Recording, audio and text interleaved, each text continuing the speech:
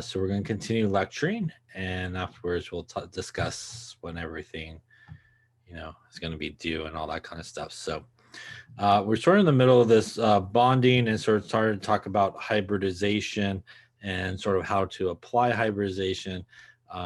Again, the idea behind hybridization is it provides for sort of the bond angles that we do see in some of these structures.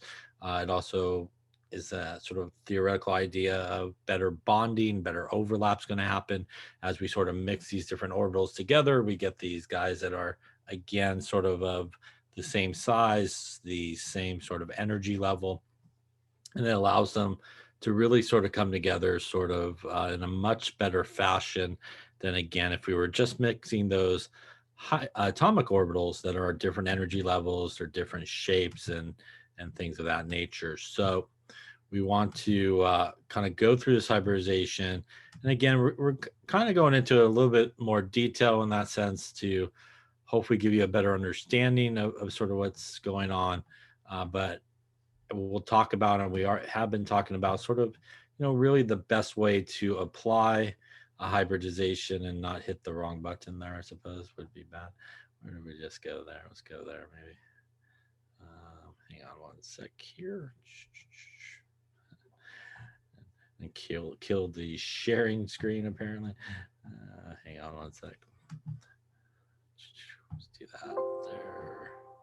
Let's do that there. Let's give this the old college try one more time maybe here. Let's do that. Let's do that. Hit a little button there. Do a little button there. All right. Do that, and do that, I think. All right.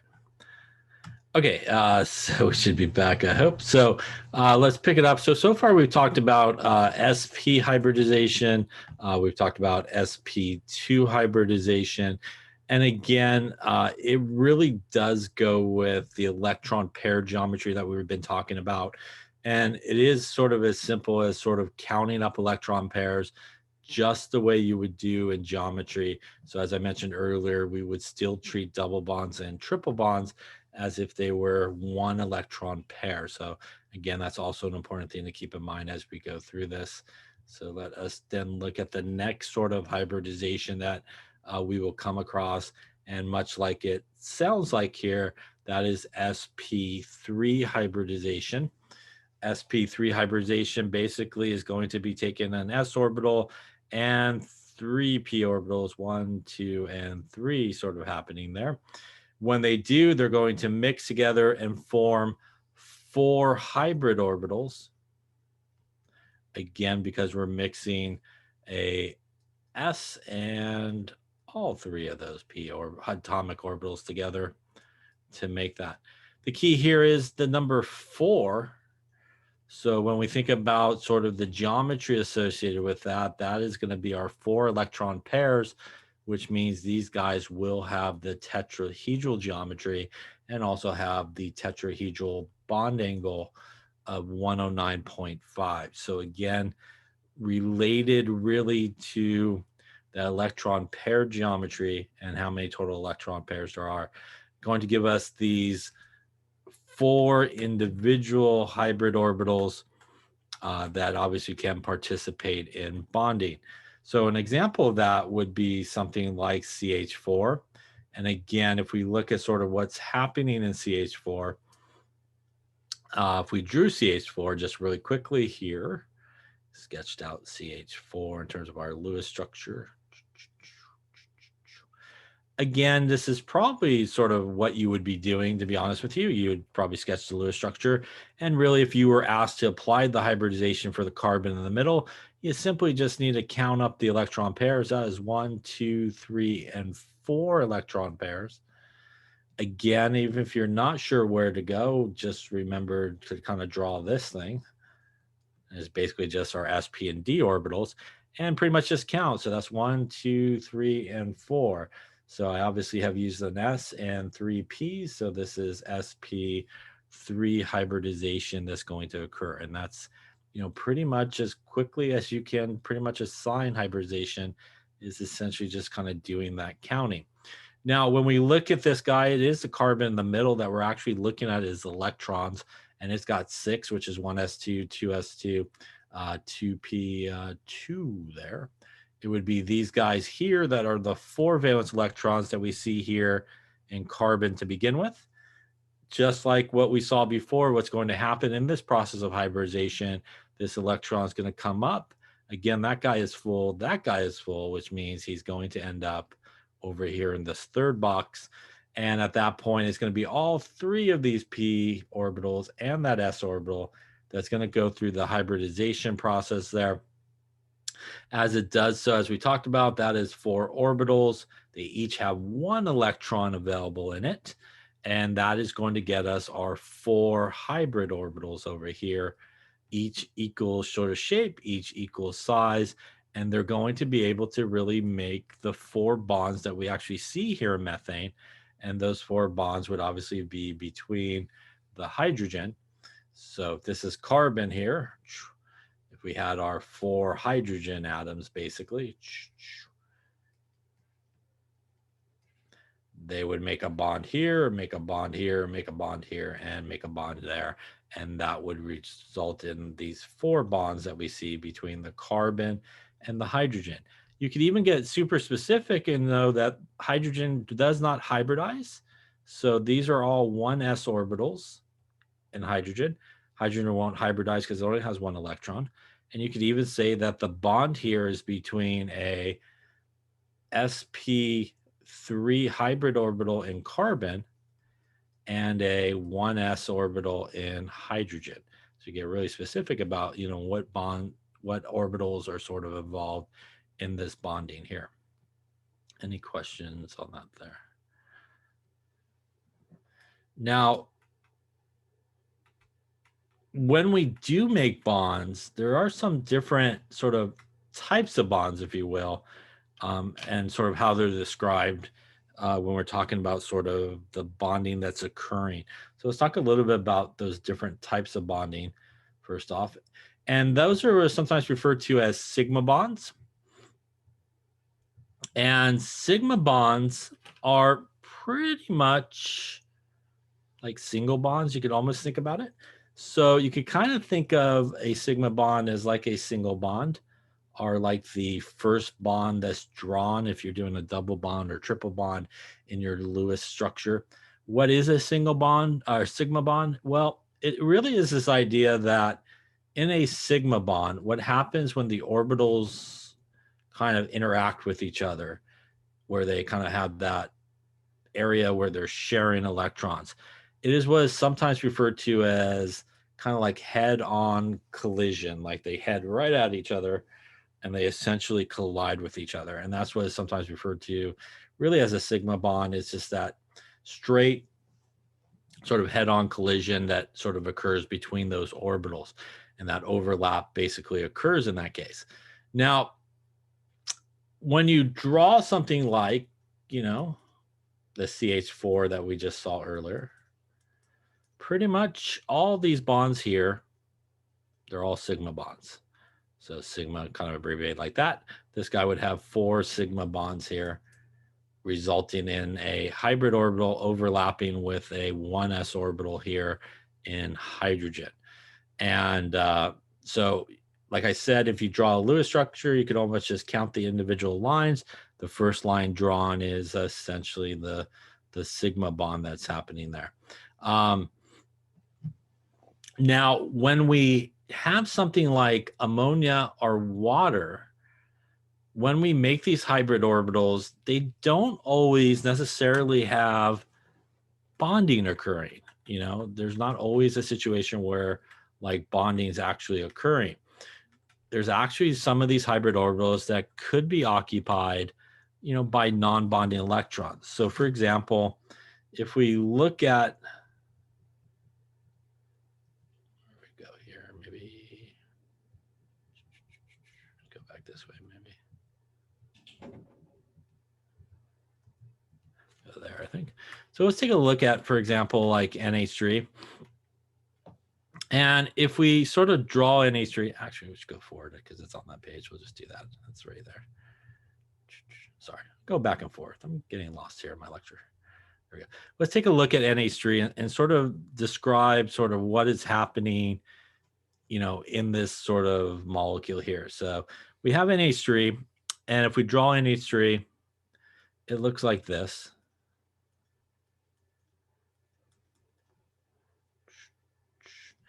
And again, if you wanted to assign hybridization off of your Lewis structure, you absolutely could do that. And let's just see what it would be if we did that.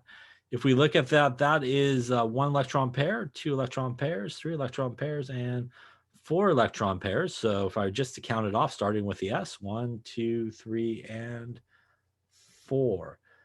So I could predict that the hybridization here of my nitrogen should be sp3, basically 4 electron pairs that are present. Now, what is happening here with our nitrogen, right? So our nitrogen has an electron configuration of 1s2, 2s2, and 2p3. Nitrogen is starting with 5 valence electrons, which is what we see over here.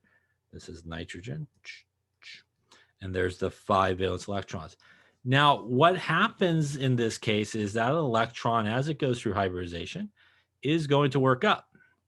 And as it works up, we now have an electron in each of the p orbitals. So we know what happens is that electron will then come into here. And we will then hybridize all of these guys together. And when we hybridize it, we will get our 4 sp3 hybrid orbitals. Now, these orbitals here are a little bit different than the ones we saw before, because by that process of that electron going up, we have just filled this orbital here. Remember, every orbital can only have 2 electrons, which means this orbital here cannot be involved in bonding, right, on the nitrogen, because it is filled already with those electrons. But that's okay, because if we think about what's happening here, and if we think about the NH3 sort of Lewis structure that we see, we have one bond here, which, you know, could be between, say, this guy and the nitrogen. We have one bond here that needs to be made. That could, say, be between this guy and that hydrogen. This should be hydrogen, sorry. Not nitrogen, hydrogen. And we have one bond here that could be between this nitrogen and that hydrogen. So we still have our availability here in NH3 to make those 3 bonds. Each of these bonds would be sigma bonds. So each of these single sort of bonds here would be what are classified as a sigma bond, which means the 1s orbital and the hybrid orbital pretty much heading straight at each other. And that's where we're going to get that area of overlap that occurs as they sort of run right into each other. So as we can see here, the 2 electrons right there, that is these guys right here. So that is where the 2 lone pairs basically come from. Question on that there. So if we look at something like water, for example, so H2O. We draw our H2O, looks something like this. Again, without doing any arrows, without doing any boxes, if you just simply wanted to figure out the hybridization of the oxygen, you again could just use this very simple procedure that we've been talking about. And we would go and go, that is 1 electron pair, that is 2 electron pairs, that is 3 electron pairs, that is 4 electron pairs, 1, 2, 3, and 4. That means that the hybridization on the oxygen should be sp3 hybridization. Any questions on how to sort of do that there? So what does that mean, and what's sort of happening? How do we get to all the bonds and the non-bonding electrons that we see? Well, if we look at oxygen, it's 1s2, 2s2, 2p4. It has its 6 valence electrons here. So if we sort of drew that, that is 2s, which would have 2 electrons. That is 2p, which would have 2, 3, 4, 5, and 6 electrons. If this is oxygen sort of orbital diagram, the last part of it for its valence electrons. So as this goes through hybridization, as we would predict sp3 hybridization, we're going to get this electron moving up to here. And when it does, it's going to take everybody here, because we know it's going to be sp3 hybridization. It will then create not 1, not 2, not 3, but it will create 4 sp3 hybrid orbitals. Where are our electrons here? Well, these guys is paired. That would represent this guy.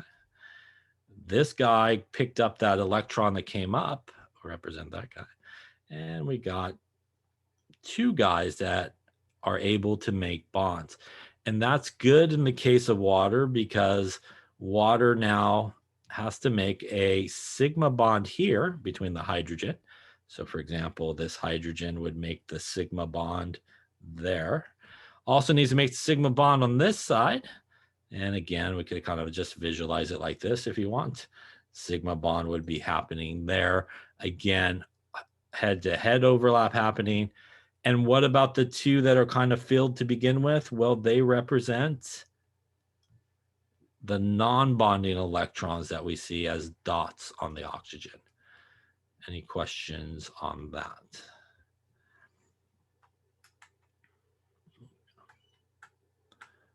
Okay. Now, what happens though if we get to something that, maybe has multiple bonds, like double bonds or triple bonds?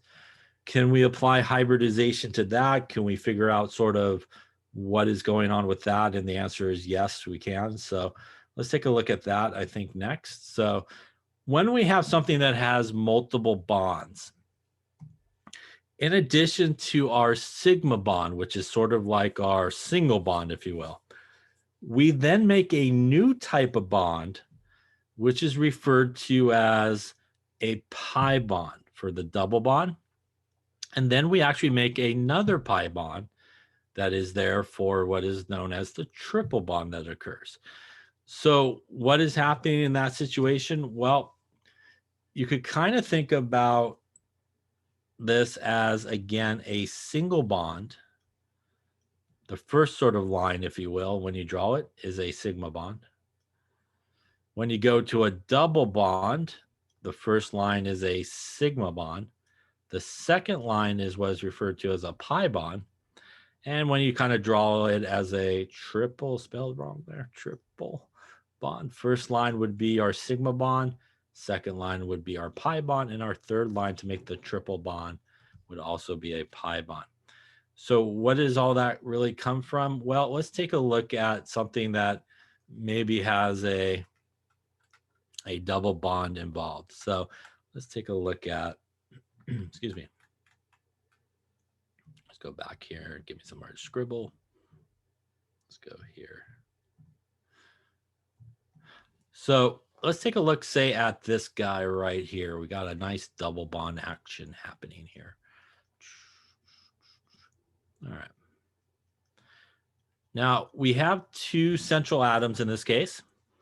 And we could actually, again, just like we talked about with the geometry, apply hybridization to each of the carbons. And again, we could just use our kind of method here to do that. So for example, actually, we will label this guy, say, carbon 1. We'll label this guy carbon 2, for example. If we look at carbon 1 and we want to do electron pairs, this would be 1 electron pair. That would be 2 electron pairs. And again, we would kind of not look at the right-hand side, but we would look at the bond that's there.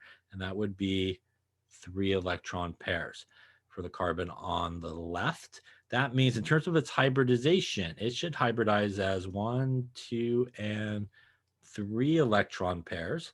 So 3 electron pairs means I am taking 1s and 2p's in terms of the hybridization that's occurring.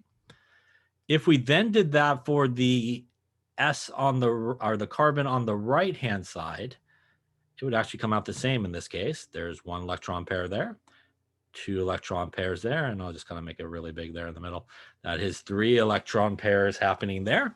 If we wanted to apply the hybridization to that second carbon, it would end up the same. 1, 2, and 3.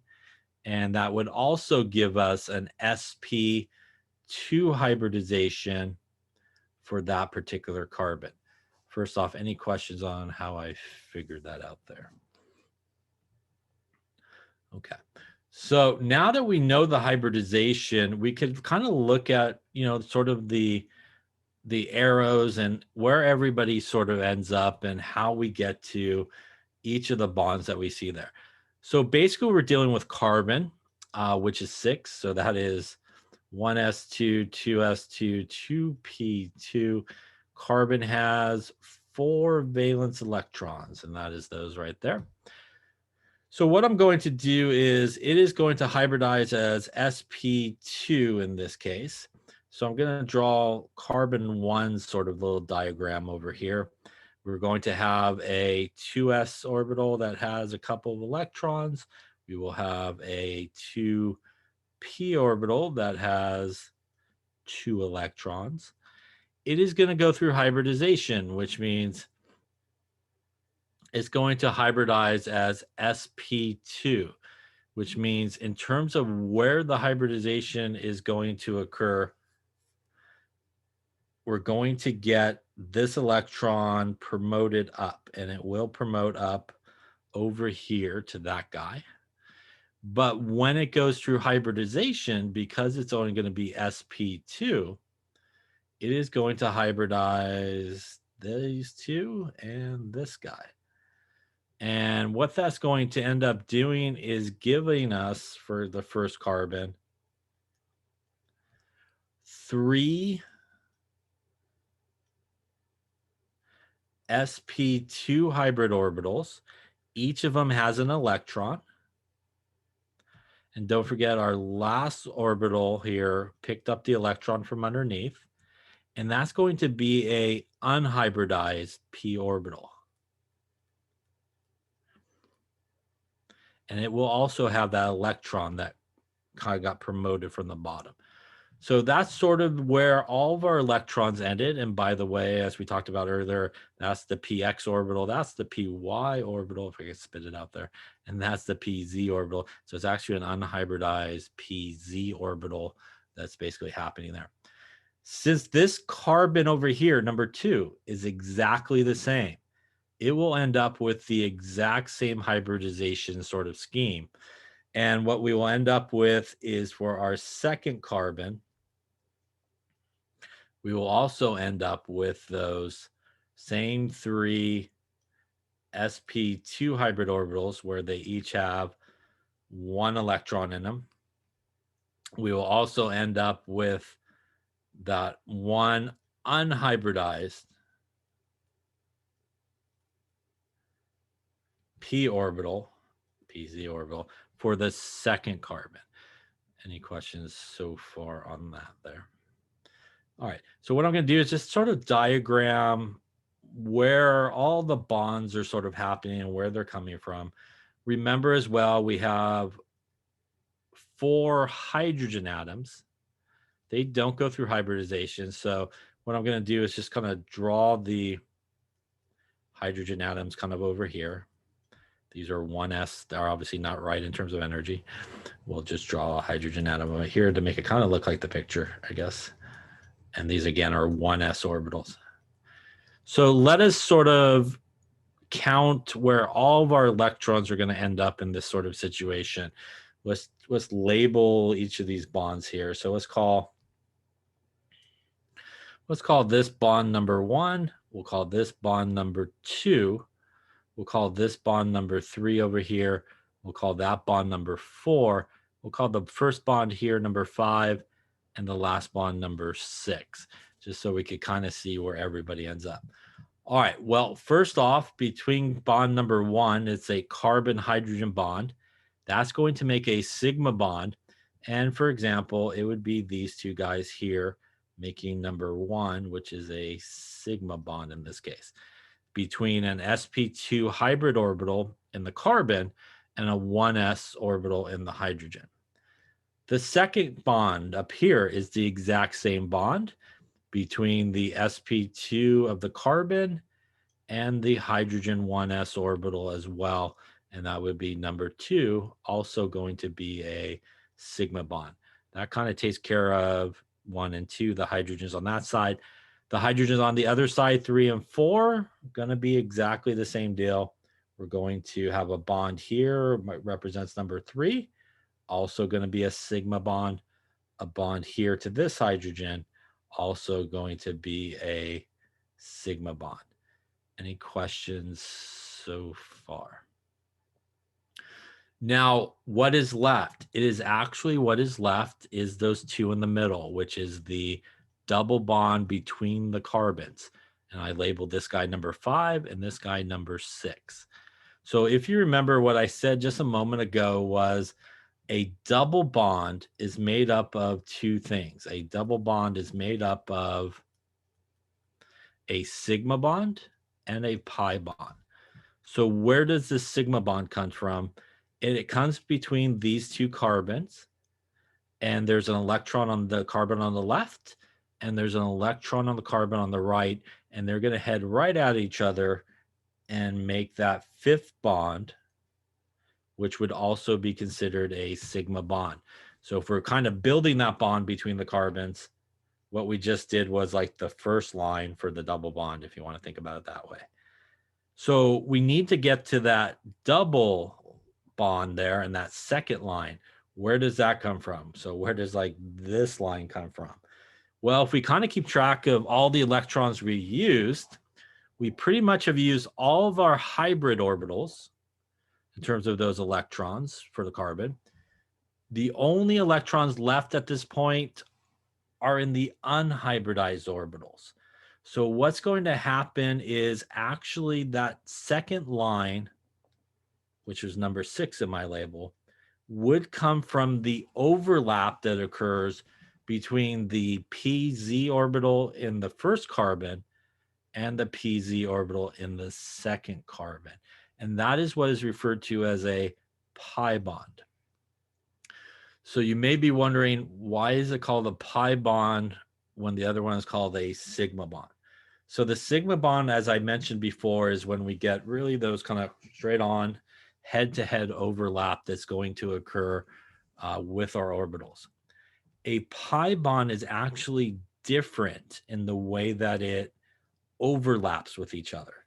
So because these are each unhybridized p orbitals, I'll do my best on my drawing here.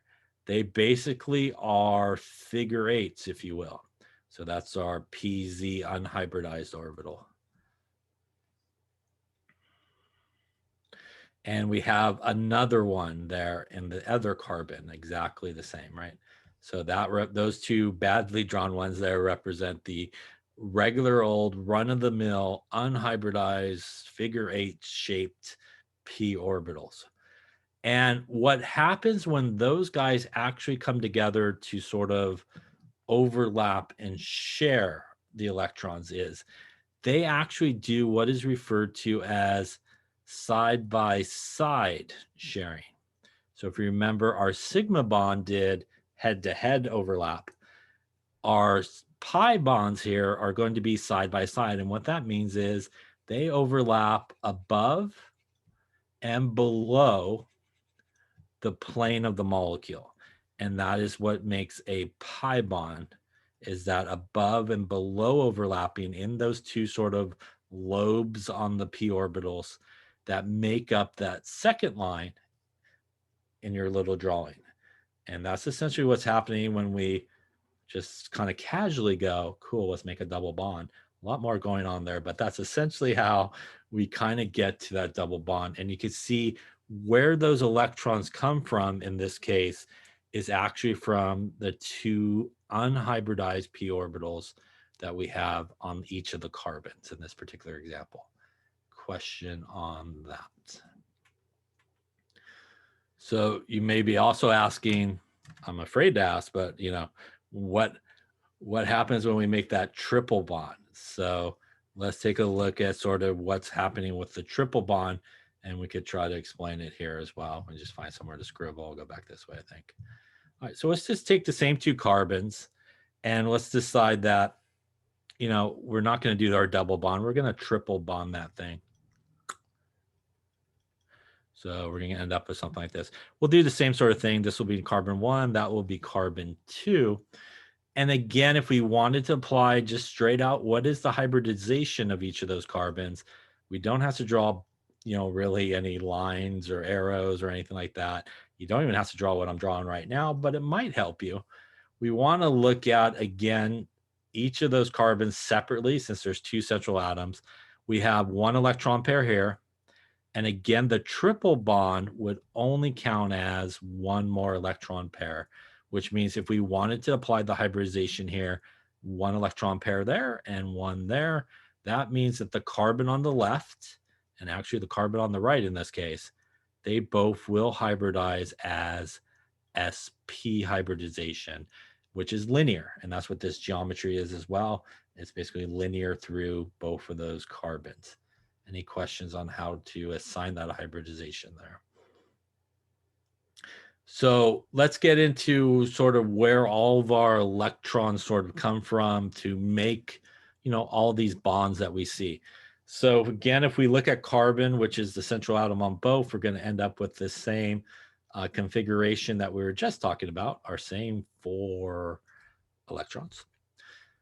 And if we kind of just do the hybridization once here for our carbon,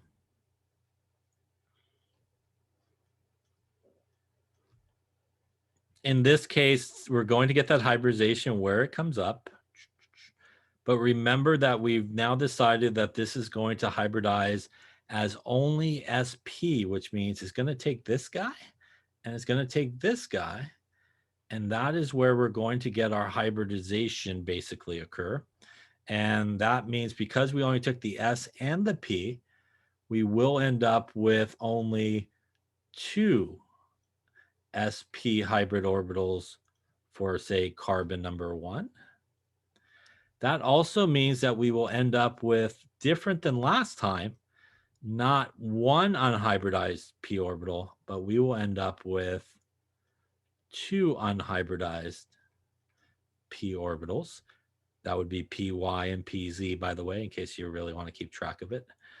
And they each would have an electron in them. And again, that's from this electron coming up here and the original electron that was there. Now, because the guy on the right is exactly the same, he's going to end up exactly the same. So he's going to end up with exactly the same arrangement here. And we will end up with also 2 unhybridized p orbitals that each have an electron. So again, we're just going to kind of count up everything, if you will, kind of like what we did before. Let me actually label them again. So we'll call this one bond number 1. We'll call this one bond number 2. And we have a triple bond there between the carbons. So we'll just kind of spread it out there. We'll call this bond number 3, this one bond number 4, and this one bond number 5, kind of super zoom there. All right, so we obviously have 2 hydrogen atoms involved, so 1 on each side. So I'll just draw my hydrogen here. Not going to hybridize, going to be a 1s orbital. So obviously for bond number 1, it's going to be a bond between these 2 guys. And that's going to create a sigma bond. Bond number 2, going to do that type of deal there. And that's going to also be a sigma bond. And now we are left with our triple bond. So the first thing that's going to happen in a triple bond is made up of a sigma bond and 2 pi bonds. So the first thing that's going to happen is our sigma bond, and that would be like bond number 3 here. And we do have that happening right here between these 2 hybrid orbitals. They're going to overlap and also make a sigma bond. We are now down to bond number 4, and it would be between these 2 unhybridized orbitals. going to do the side-by-side overlap and create a pi bond. And that leaves us our last one, which would be between these two p orbitals, also doing that side-by-side pi bond and sideways overlap. So what ends up happening when we get a triple bond is, because we have not just one pair of p orbitals that will be doing side-by-side overlap to make a 1 pi bond, we have a p orbital on a different axis. So remember that they're on like x, y, and z. And I'm going to first off apologize for my bad three-dimensional drawing here. I'm going to try my best. We'll try to go that way. And the blue guys would be another set of p orbitals like this guy, right? These two.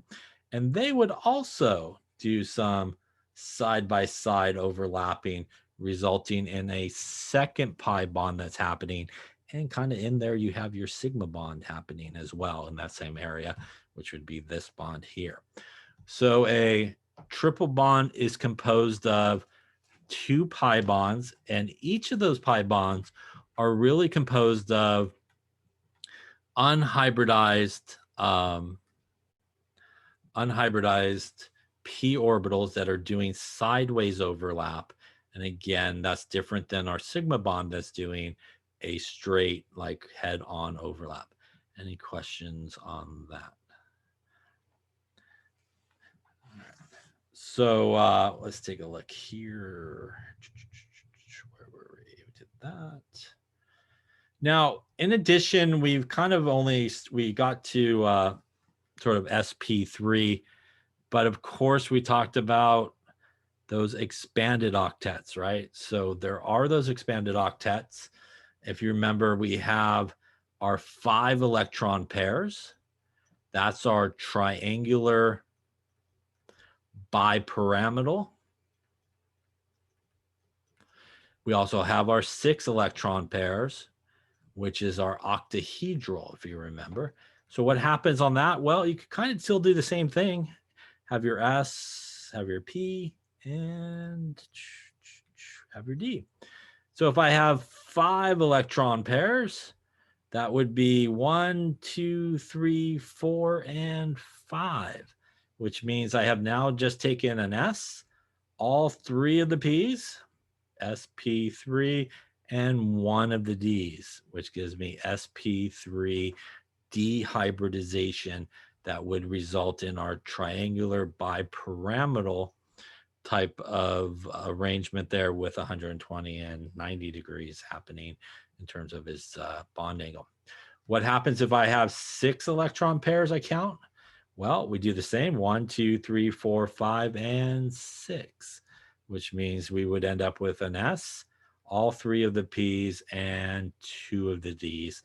And something that has that octahedral arrangement would end up as Sp3D2. So you can apply hybridization to those expanded octets. You could apply hybridization, by the way, to the central atom. You could apply hybridization to the outside atoms if you want. You could do that as well. So you do the same thing to the outside atoms. The only one that typically you don't apply hybridization to is hydrogen. Again, it only has 1 electron, so we just call it the 1s orbital. It will not go through hybridization, because part of the hybridization process is you got to promote an electron. So usually it doesn't happen. So we don't apply it to hydrogen, but you can technically apply it to everybody. Any questions on that? Again, by the way, you don't have to draw the arrows and all that kind of stuff like I've been doing. You do need to be able to identify the hybridization of each atom in a Lewis structure. You do need to be able to identify, what things are sigma bonds or pi bonds in terms of how many there are, but you don't have to kind of draw sort of the, these arrows and stuff like that, like I was doing. This was hopefully to sort of allow you to visual sort of representation of kind of like where all the electrons sort of end up, but you won't be asked to draw anything like this, obviously. But you will have to obviously identify, those hybridizations like we talked about there. So let me find a page here and let me put some up here to give you a chance to kind of go through them and see what you come up with in terms of those things, just to make sure you can hopefully do it. So let me draw a few different structures and let you take a moment to answer all the questions I'm going to ask. So let me draw this guy first.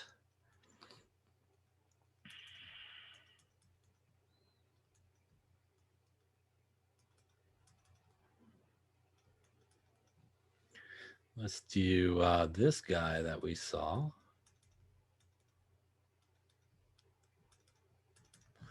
Let's do this one. Let us do, let's try. That's good, that's good. Let's do.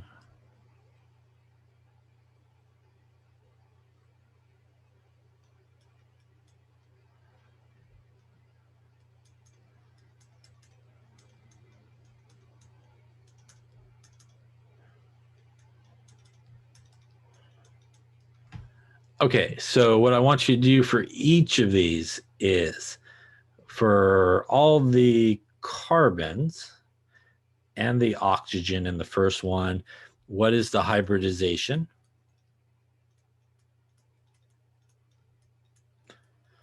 And how many total in the entire molecule sigma bonds are there and pi bonds? Same thing for this guy as well. So same thing for that. And for the guy down here, for the carbon and nitrogen, what is the hybridization? And how many total sigma and pi bonds are there in the entire guy?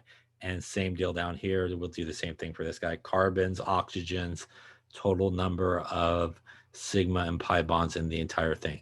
So take a few minutes, work through those, figure out again what is the hybridization of each of those carbons and oxygens and carbon and nitrogen, and what is the total number of sigma bonds and pi bonds in each of those molecules. And then we'll talk about it, and hopefully we'll end up at the same spot, like almost instantly. And the purpose of how you could do that, or the way you should do that, is don't overthink it. So, it is really, pretty straightforward. So let's just start with this big guy up here, up on top. We'll call this carbon 1, we'll call that carbon 2, and carbon 3, for example.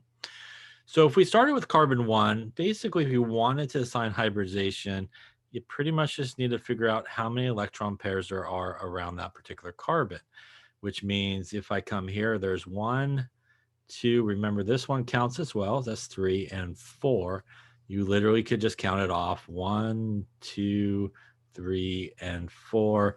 You are done. That is a hybridization of 1s and 3p. So that is sp3 hybridization that's going to occur.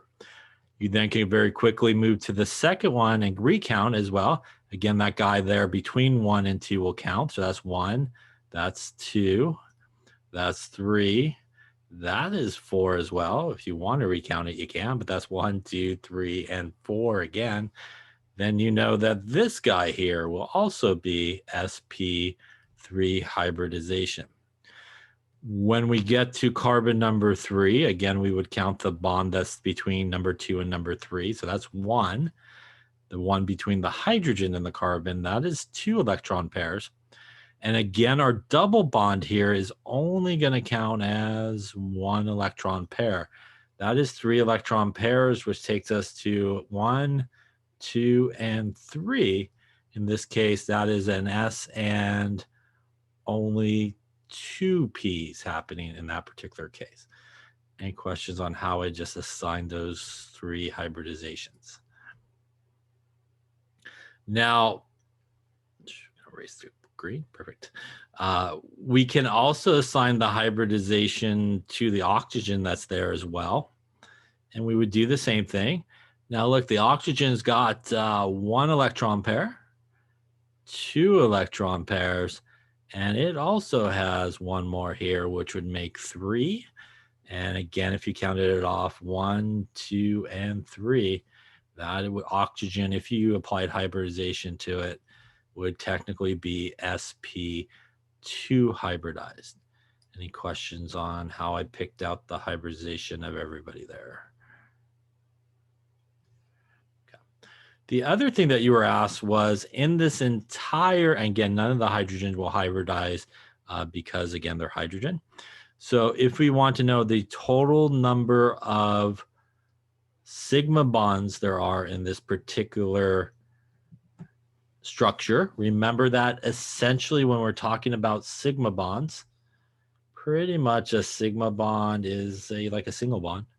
Remember, when we get to a double bond, the first guy is a sigma, the second guy is a pi on a double bond.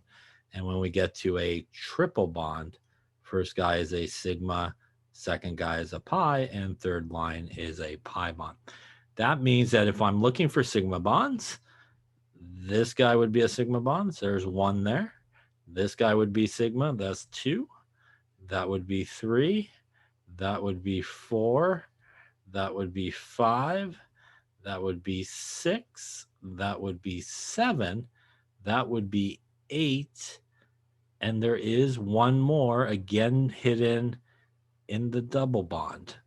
So I lost track there, but I think that's 9, if I'm not mistaken. 1, 2, 3, 4, 5, 6, 7. 1, 2, 3, 4, 5, 6, 7, 8, 9 sigma bonds in that particular guy.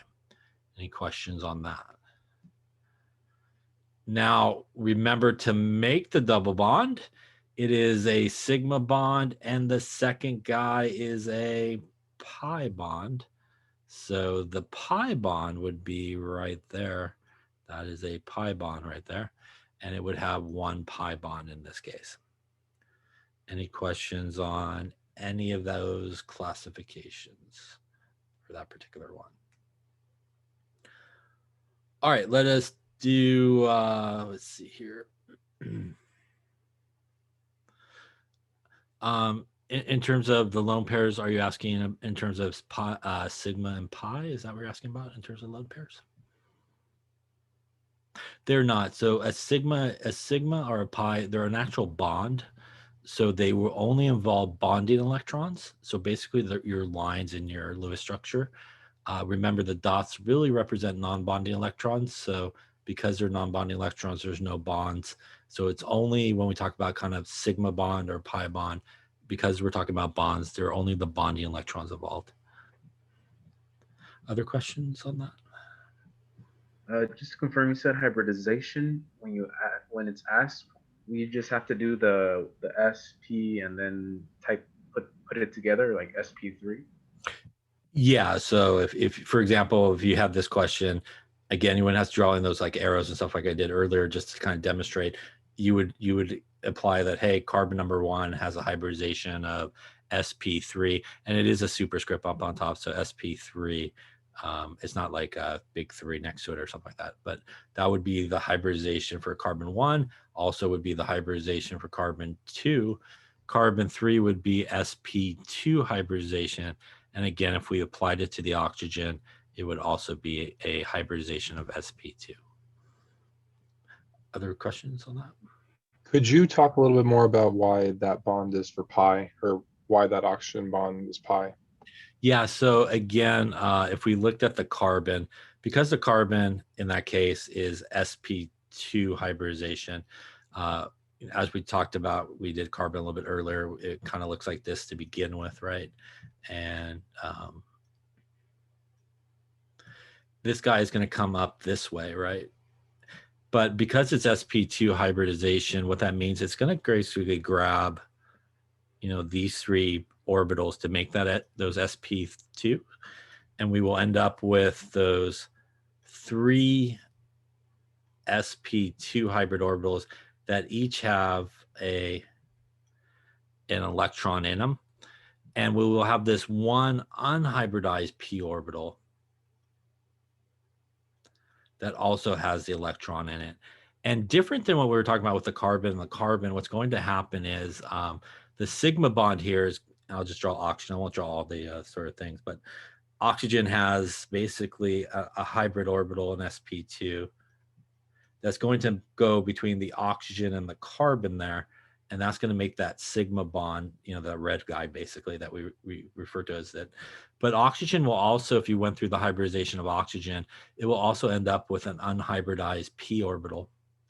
And that's going to be the sideways p and p overlap that's going to actually happen in that case between the unhybridized p orbital in the carbon and the unhybridized p orbital in the, what was that thing, oxygen there. And that's what the yellow bond is, and that's why it's a pi bond.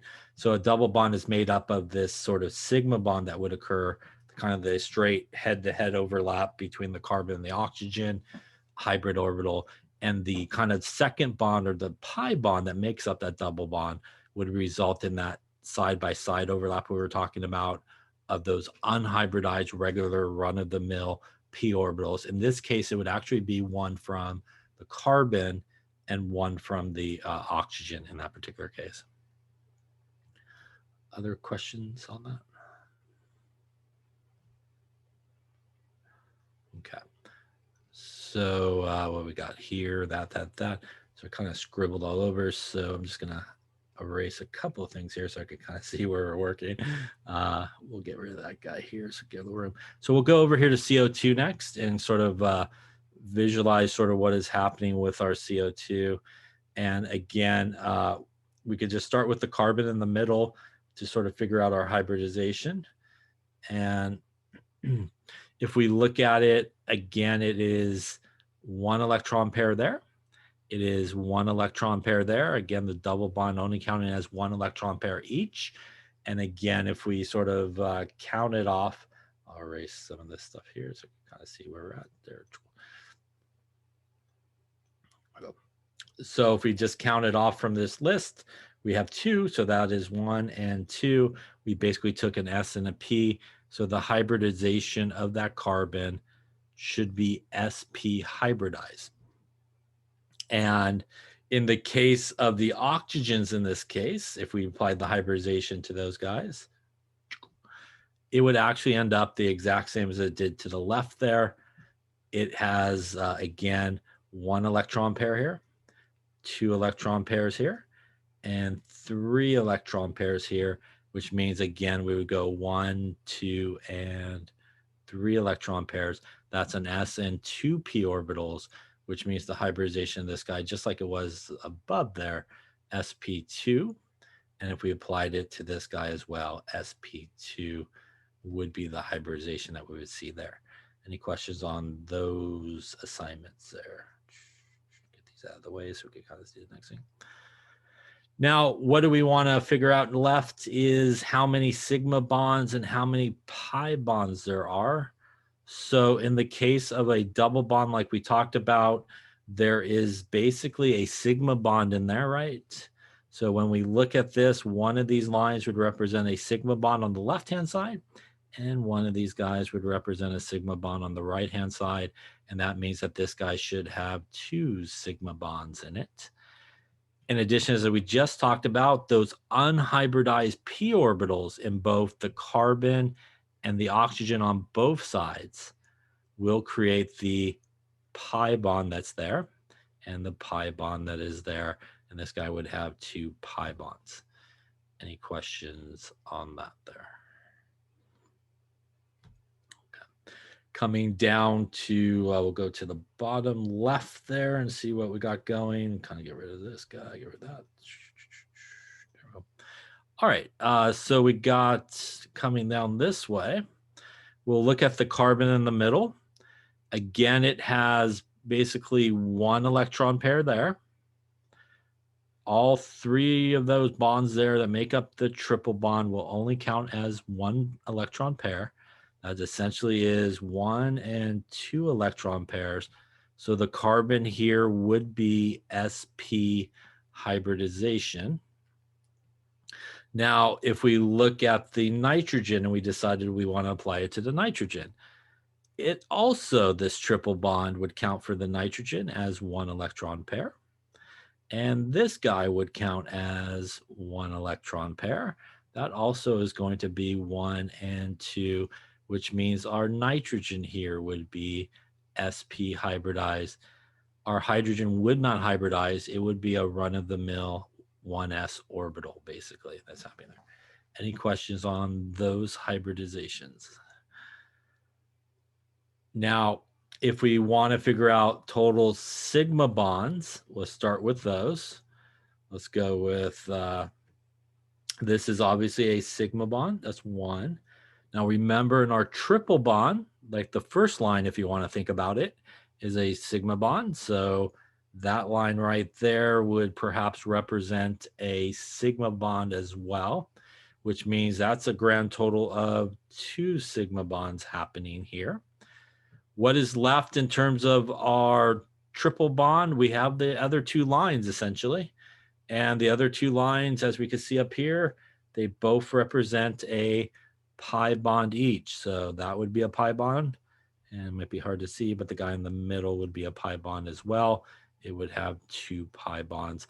Again, each of those pi bonds in this case, because it's sp hybridization, what you're going to end up with is 2 sp hybrid orbitals, and you will end up with 2 p unhybridized orbitals. And that is really where the, one of these guys down here will make that sigma bond. One of these guys will go, in this case, with the nitrogen and make a pi bond. The other guy will go with the same nitrogen and make a pi bond. And again, from those unhybridized p orbitals, one of them will overlap like that for like the second bond. And again, my really bad drawing, the guy kind of on the other axis there would overlap and make that triple bond that essentially would happen in that case as well. Any questions on that? All right, and lastly here, as we've kind of scribbled all around it, let's get that out of here.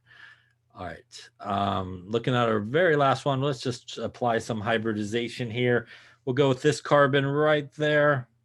Again, just really counting 1, 2, 3, and 4 electron pairs, sp3. Again, 1, 2, 3, and 4 gets us there.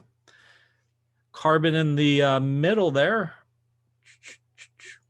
has 1 electron pair to the carbon to the left, 1 electron pair to the oxygen to the right, and we have a double bond there to the oxygen on top, but again, that's only going to count as 1.